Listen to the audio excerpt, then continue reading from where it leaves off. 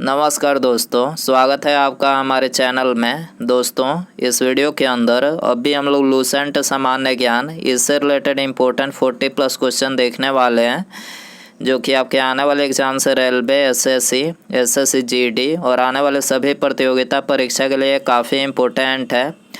तो आप इन एक ही क्वेश्चन को रट लीजिए। उससे पहले चैनल पर आया तो चैनल को सब्सक्राइब कर जो पास वाली घंटी का निशान है उसे भी ऑन कर दें, ठीक है दोस्तों। यदि आपको इनमें से किसी क्वेश्चन का आंसर पता है तो आप अपना आंसर जो है कमेंट बॉक्स में लगा सकते हैं, ठीक है। तो देखिए यहाँ पर हमारा पहला क्वेश्चन है, चंबल नदी किन राज्यों में होकर बहती है। तो देखिए चंबल नदी जो है ये उत्तर प्रदेश, मध्य प्रदेश और राजस्थान राज्यों में होकर बहती है। करेक्ट आंसर बी हो जाएगा। इसके अलावा यदि हम बात करें चंबल नदी, तो देखिए इसका जो उद्गम हुआ है तो ये महू इंदौर के निकट से हुआ है। इसकी लंबाई 965 किलोमीटर है। इसकी प्राचीन नाम धर्मावती है। इसके अलावा चंबल नदी जो है ये मध्य प्रदेश और राजस्थान के बीच सीमा का निर्धारण करती है।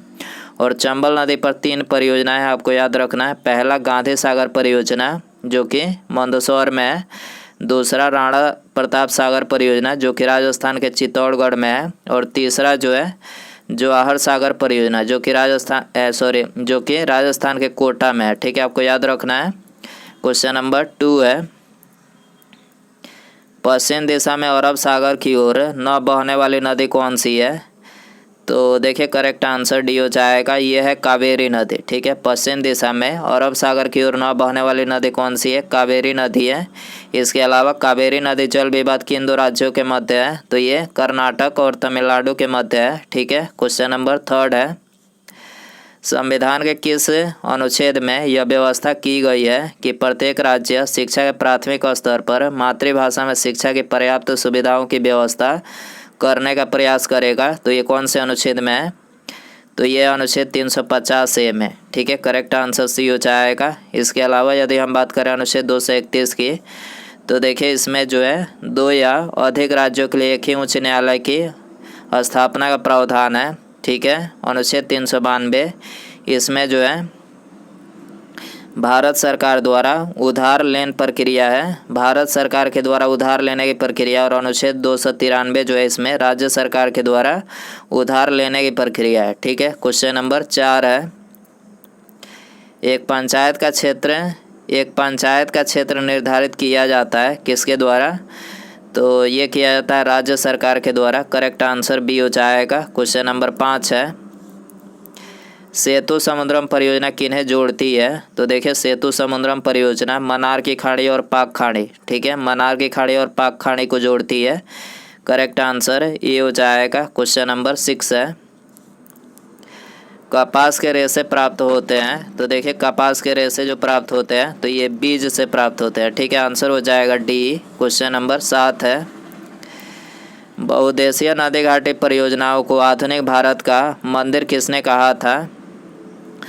तो देखिए ये बोला था जवाहरलाल नेहरू ने, ठीक है। आपको याद रखना है बहुउद्देशीय नदी घाटी परियोजनाओं को आधुनिक भारत का मंदिर किसने बोला था। तो ये जवाहरलाल नेहरू ने कहा था। क्वेश्चन नंबर 8 है, बैरन द्वीप अवस्थित है। तो देखिए बैरन द्वीप जो है ये बंगाल की खाड़ी में अवस्थित है। करेक्ट आंसर ये हो जाएगा। क्वेश्चन नंबर 9 है, छोटा नागपुर पठार की सबसे ऊंची पर्वत चोटी कौन सी है। तो करेक्ट आंसर सी हो जाएगा, पारसनाथ, ठीक है। छोटा नागपुर पठार की सबसे ऊंची पर्वत चोटी कौन सी है। तो यह है पारसनाथ। क्वेश्चन नंबर 10 है, निम्नलिखित में से कौन सा भारत का एकमात्र प्रमुख कपास उत्पादक क्षेत्र है। तो करेक्ट आंसर ये हो जाएगा दक्कन ट्रैप, ठीक है। दक्कन ट्रैप जो है ये भारत का एकमात्र प्रमुख कपास उत्पादक क्षेत्र है। क्वेश्चन नंबर 11 है, निम्नलिखित में से कौन सी पर्वत श्रेणी ट्रांस हिमालय में सम्मिलित नहीं है। तो करेक्ट आंसर सी हो जाएगा कंचनजंगा, ठीक है। कंचनजंगा जो है ये ट्रांस हिमालय में सम्मिलित नहीं है। क्वेश्चन नंबर 12 है, किला कुहान मस्जिद का निर्माण किस शासक ने करवाया था। तो करेक्ट आंसर बी हो जाएगा, शेरशाह ने करवाया था, ठीक है। किला कुहान मस्जिद का निर्माण किसने करवाया था, शेरशाह ने। क्वेश्चन नंबर 13 है, पैलिएंटोलॉजी में किसका अध्ययन होता है। तो देखिए पैलिएंटोलॉजी में जो है ये जीवाश्मों का अध्ययन होता है। करेक्ट आंसर बी हो जाएगा। इसके अलावा यदि हम बात करें पक्षियों का अध्ययन किस में होता है, तो ऑर्निथोलॉजी में जो है पक्षियों का अध्ययन होता है। हड्डियों का अध्ययन किस में होता है, तो ऑस्टियोलॉजी में हड्डियों का अध्ययन होता है। और कॉकों का अध्ययन किस में होता है, तो कॉकों का अध्ययन माइकोलॉजी में होता है। ठीक है, आपको याद रखना है।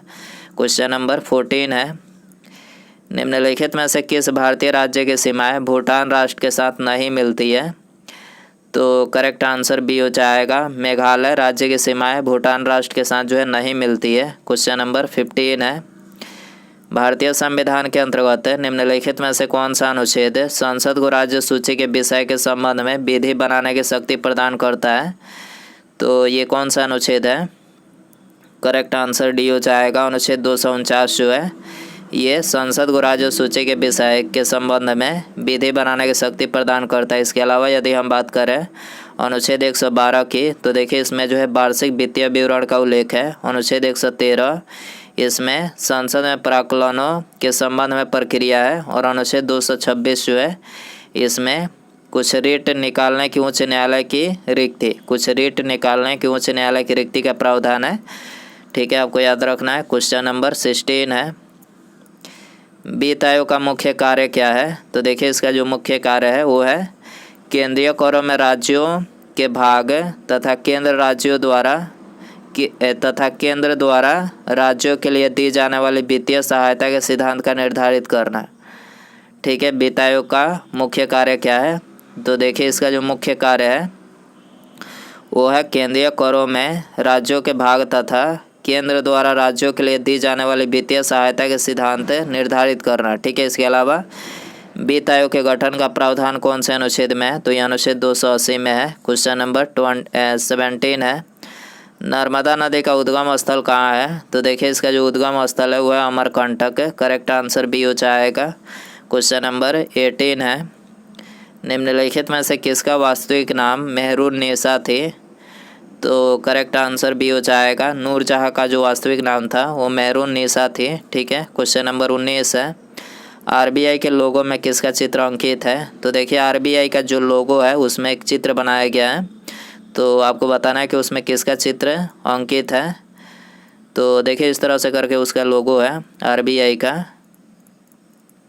तो आरबीआई में जो है ये ताड़ का पेड़ है और नीचे जो है ये बाग है। ठीक है, ताड़ का पेड़ और बाग है, तो आंसर हो जाएगा ऑप्शन ए। क्वेश्चन नंबर 20 है, महात्मा गांधी का राजनीतिक गुरु कौन है, महात्मा गांधी के राजनीतिक गुरु कौन थे, तो करेक्ट आंसर सी हो जाएगा, गोपाल कृष्ण गोखले।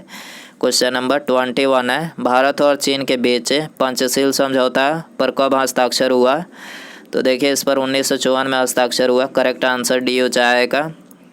भारी मशीनों में निम्नलिखित में से किसका प्रयोग स्नेहक के रूप में किया जाता है, तो करेक्ट आंसर सी हो जाएगा, ग्रेफाइट का इस्तेमाल किया जाता है। क्वेश्चन नंबर 23 है, हड़प्पा संस्कृति में किस प्रकार के मुहरे सर्वाधिक लोकप्रिय थे, तो करेक्ट आंसर सी हो जाएगा, चौकोर। ठीक है, हड़प्पा संस्कृति में चौकोर मुहरे जो थे सर्वाधिक लोकप्रिय थी। क्वेश्चन नंबर 24 है, डोनी पोलो स्थानीय धर्म है जो माना जाता है कुछ आदिवासी जनजातियों द्वारा, वे किस राज्य से संबंधित है, तो देखिए ये संबंधित है अरुणाचल प्रदेश से। करेक्ट आंसर सी हो जाएगा। किस गवर्नर जनरल ने भारत में अस्थायी भू राजस्व प्रणाली की शुरुआत की थी, तो करेक्ट आंसर ये हो जाएगा, लॉर्ड कॉर्नवालिस ने। ठीक है, लॉर्ड कॉर्नवालिस ने भारत में अस्थायी भू राजस्व प्रणाली की शुरुआत की थी। क्वेश्चन नंबर 26 है, मौद्रिक नीति का निर्माण भारत में कौन करता है, तो देखिए मौद्रिक नीति का निर्माण जो है ये आरबीआई के द्वारा किया जाता है। आंसर हो जाएगा डी। क्वेश्चन नंबर 27 है, निम्नलिखित में से कौन सा मृदा का घटक है, तो देखिए करेक्ट आंसर डी हो जाएगा, उपर्युक्त सभी, यानी खनिज, ह्यूमस, जल और वायु, यानी ये सभी जो है मृदा घटक है। क्वेश्चन नंबर 28 है, निम्नलिखित में से किस नदी का स्रोत भारत से बाहर है, तो देखिए आप सभी को पता ही होगा कि ब्रह्मपुत्र नदी का जो है भारत में नहीं है, ये भारत से बाहर तिब्बत में है। ठीक है, आपको याद रखना है। क्वेश्चन नंबर 29 है, बहिष्कृत हितकारिणी सभा के संस्थापक कौन थे? तो देखिए इस सभा के संस्थापक BR अम्बेडकर थे, भीमराव अम्बेडकर। आंसर हो जाएगा सी। क्वेश्चन नंबर 30 है, राष्ट्रीय कृषि शिक्षा दिवस कब मनाया जाता है? तो राष्ट्रीय कृषि शिक्षा दिवस 3 दिसंबर को मनाया जाता है। आंसर हो जाएगा बी। क्वेश्चन नंबर 31 है, बोहरा समिति किसके अध्ययन के लिए बनाई गई थी? बोहरा समिति किसके अध्ययन के लिए बनाई गई थी? तो ये बनाई गई थी राजनेताओं तथा अपराधियों की साठगांठ के लिए। आंसर हो जाएगा सी। क्वेश्चन नंबर 32 है, निम्न वर्ष में पांडिचेरी भारतीय संघ में शामिल हुई, तो कौन से वर्ष में शामिल हुई? तो ये शामिल हुई 1954 में। आंसर हो जाएगा सी। क्वेश्चन नंबर 33 है, किसी अर्धचालक का प्रतिरोध गर्म करने पर क्या होता है? तो घटता है। ठीक है, किसी अर्धचालक का प्रतिरोध गर्म करने पर क्या होता है? घटता है। आंसर हो जाएगा बी। क्वेश्चन नंबर 34 है, भारतीय करेंसी नोट पर कितनी भाषाएं होती है? देखिए वेरी इंपॉर्टेंट क्वेश्चन है। ठीक है, तो दोस्तों वीडियो पसंद आ रहा है तो प्लीज़ वीडियो को लाइक करें। ठीक है, चैनल पर आया है तो चैनल को सब्सक्राइब करके बेल आइकन जरूर से ऑन कर दें। ठीक है, तो भारतीय करेंसी नोट की बात करें तो इस पर हिंदी और अंग्रेजी को मिलाकर कुल 17 भाषाएं हैं। ठीक है, आंसर हो जाएगा डी।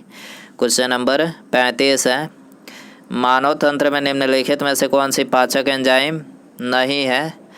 तो करेक्ट आंसर बी हो जाएगा। गैस्ट्रिन जो है ये पाचक एंजाइम नहीं है। इसके अलावा ट्रिप्सिन, टाइलिन और पेप्सिन तीनों जो है ये पाचक एंजाइम है।